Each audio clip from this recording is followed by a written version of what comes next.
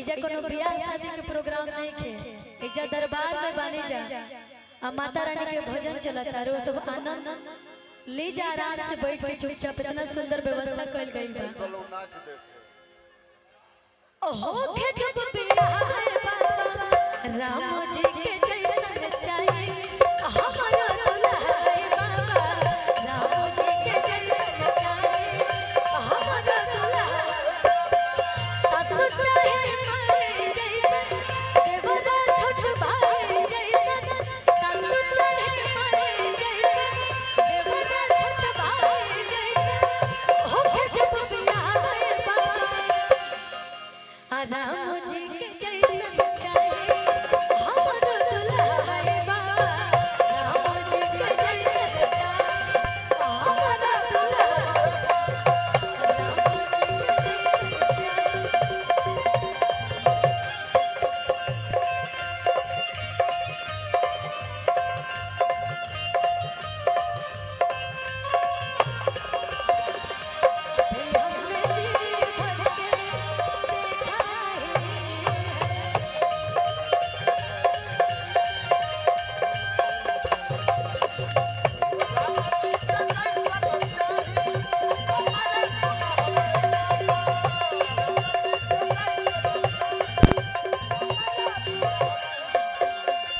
और हमार भाई लोग के का पसंद बा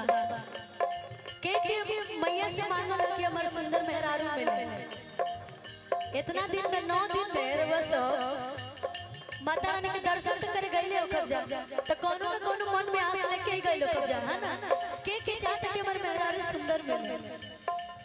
तनी बताई जा केहू ही ना चाहे कि हमर मेहरारू खराब मिले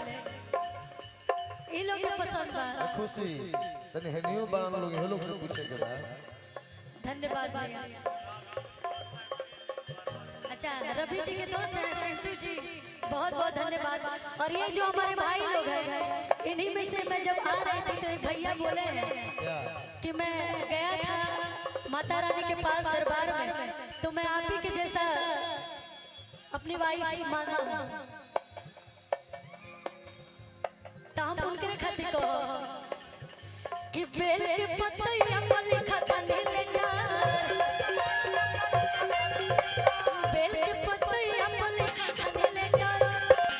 हमने के बीच हमारे बड़ भैया बिल्कुल भैया के आगमन भैया के स्वागत करते हैं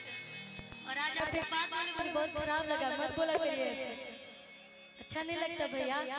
मैं चाहती हूँ कि आप ऐसे हमेशा खुश रहिए हंसते रहिए स्वस्थ रहिए कुछ ना हो आपको आपके बदले मुझे हो जाए लेकिन आपको कुछ ना हो। बहन होना चिंता होती है कि बेल के पतैया पर लिखा था नीलिया बेल के पतैया पर लिखा था नीलिया में हरा चाहिए बेटा में हरा चाहिए बेटा में हरा चाहिए बेटा में हरा चाहिए बेटा। और बिक्कू भैया प्रोग्राम में रांची वाला प्रोग्राम में एगो लाइन गइले रही भैया वो बहुत वायरल भी हुआ था मुझे बहुत पसंद भी आया था। जो प्रेम गली में आया नहीं प्रियतम का ठिकाना क्या जाने जो प्रेम गली में आया नहीं प्रियतम का ठिकाना क्या जाने जो प्रेम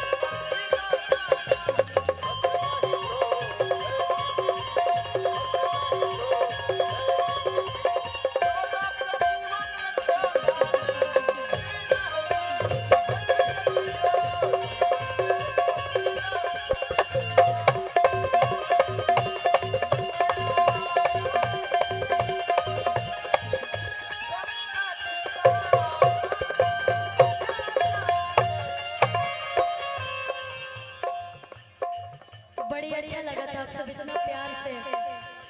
बैठ के सुना ताली जा। और ये आरा जिला है, सुन ले बानी कि आरा जिला डर बता को आरा जिला घर बता कोनो बात के डर बता सही बात बा। ये आरा जिला है, यही धरती से हमार भोजपुरी इंडस्ट्री में पावर स्टार हमार बड़ भैया पवन सिंह भैया जौन की हर एक कलाकार के इतना सम्मान प्यार देने, यही आरा जिला के हमार गोलू राजा भैया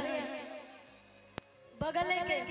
यही आरा जिला की धरती इतना पवित्र पावन धरती है। जैसे बड़ी सुंदर सुंदर हमारे कलाकार इतना बड़ा बड़ा स्तर पे आज बानी वहाँ लोग के देख के हमने के सीखत हनी जा। आज ये धरती पे आई बनी सबके आप सबके प्यार बाटे तो बहुत ही अच्छा लगल। आप सबके आशीर्वाद मिला ले जाके हमें और बहुत खुश बनी हम इस बात से। अब बिकू भैया हमारा आई बड़े एगो गाना की फरमाइश आई बिकू भैया कि रंगदारी मिलो विरासत में। बिकू भैया भी आएंगे तो सुनाएंगे, लेकिन मैं क्या बोलूंगी कि चश्मा लगा के सब लगतारा साउथ वाला हीरो से न कम लगतारा कि तोहरे के दिल हो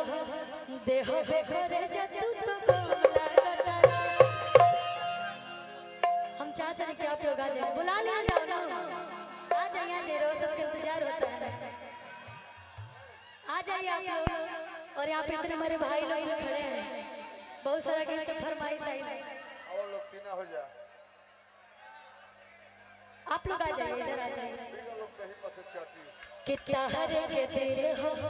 देह पे करे जतू तो कम लगतारा आयो सही तू चाहना छैले रहा आयु पिया बिहार के हिलैले रहा तो जवन बोले के गोली से अमारत चला कि राजा रंगदार तू झारत चला।